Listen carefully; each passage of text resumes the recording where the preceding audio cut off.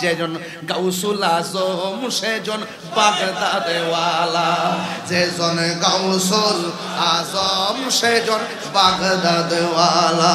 হায় হায় তার কাঁধে যার চরণ যুগল মদিনাওয়ালা, হায় হায় তার কাঁধে যার চরণ যুগল মদিনাওয়ালা। যেজন গাউসুল আজম সেজন বাগদাদওয়ালা, যেজন গাউসুল আজম সেজন বাগদাদওয়ালা। আবু সালেহ মুসা জঙ্গি ছিলেন যার পিতা, উম্মুল খায়ের ফাতেমা ছিলেন যার মাতা।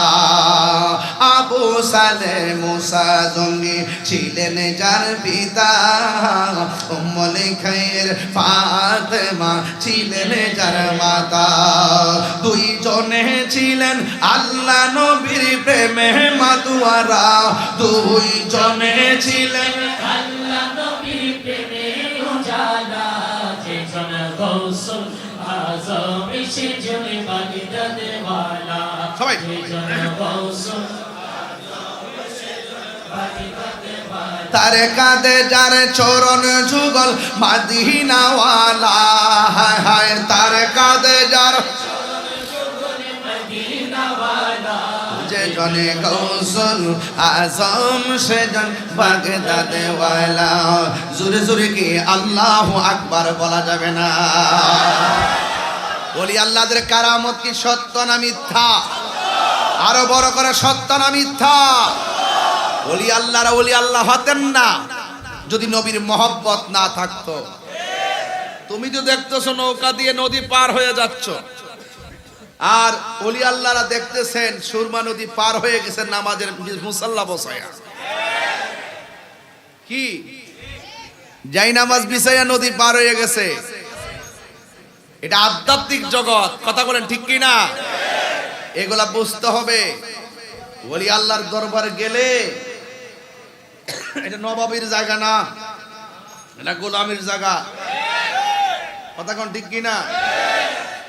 কিসের জায়গা? এটা নবাবের জায়গা না, গোলামের জায়গা।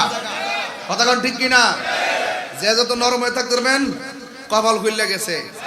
আর যদি বাপদের কোন আমি আপনার মালিক, হ্যাঁ আমরা আলাদা একটা বাপ আছে না, ওরে বাবা এই কথা কইলা আর মল্লা। দুইটা গরু আইনা দিতে, হ্যাঁ আমি দুইটা গরু আনছি, আমার কি সম্মান কম নাকি? তইলে মনে করলে যে মল্লা, যা দিতে পারো। বলি আল্লাহর দরবারে আসবেন, জান মাল কুরবান দিবেন আল্লাহকে প্রাপ্তির জন্য। কথা কোন ঠিক কিনা? এই জন্য আপনারা যারা এসেছেন আপনাদেরকে দেখলে অনেক ভালো লাগে যে আপনাদের ইখলাস, আপনাদের খুলুসিয়ত, আপনাদের তাকওয়া, আপনাদের ভদ্রতা, আপনাদের শিষ্টাচার, আপনাদের আদব, এগুলো তো শিখাই গেছে। কথা কোন ঠিক কিনা? এগুলো কি ধরে রাখতে হবে না?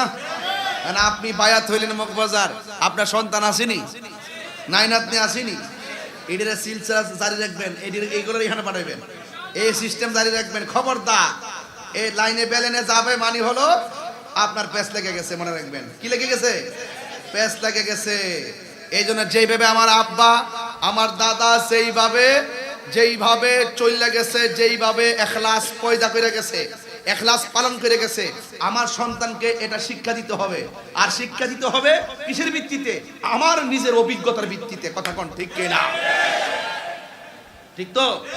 এই জন্য এটা যেন ব্যত্যয় না ঘটে। কারণ আল্লাহর ওলিদের দরবারে আসলে রাসূলুল্লাহকে পাওয়ার ঠিকানা পাওয়া যায়। এই জন্য আমরা নবী দেখতে চাই কি চাই না?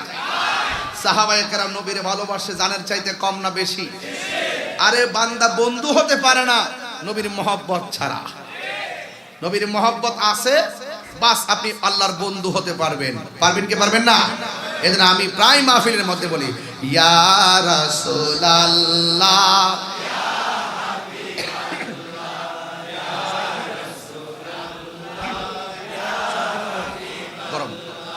ইয়া রাসূলুল্লাহ, ঢেউ তো ঢেউ। লা আমারি মৌতের নিদান, আমারি মৌতের নিদান, থাকিও নবী গো আমার সামনে দেখিব আপনাকে আপন নয়নে দেখিব নয়নে ইয়া রাসূলুল্লাহ আল্লাহ ইয়া রাসূলুল্লাহ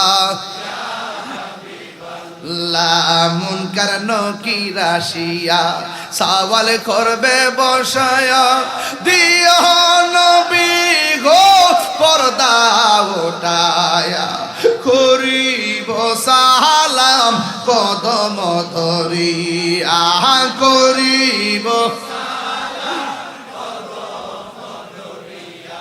ইয়া রাসূল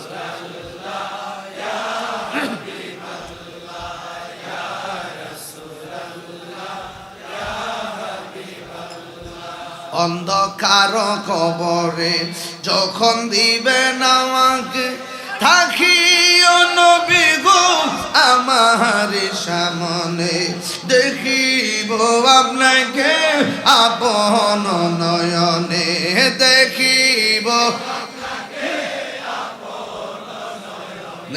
ইয়া রাসূলুল্লাহ মাশাআল্লাহ দেও তোরেন ইয়া রাসূলুল্লাহ আল্লাহ শুনিয়াছি হাদিসে দেখিলে আপনাকে জীবনের গুনাহ জড়িয়া পড়ে শুনিয়াছি হাদিসে দেখিলে জীবনের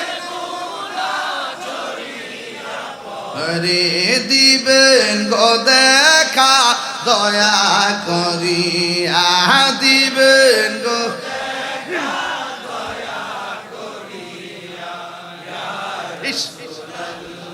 মারহাবা পাগলে যাব না ইয়া রাসূলুল্লাহ আল্লাহ ইয়া রাসূলুল্লাহ আমারি মৌতের নিদান রে আমারি মৌতের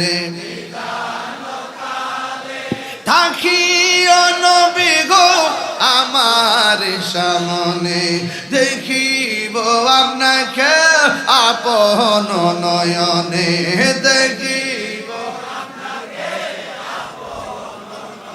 ইয়া রাসূলুল্লাহ আল্লাহ ইয়া রাসূলুল্লাহ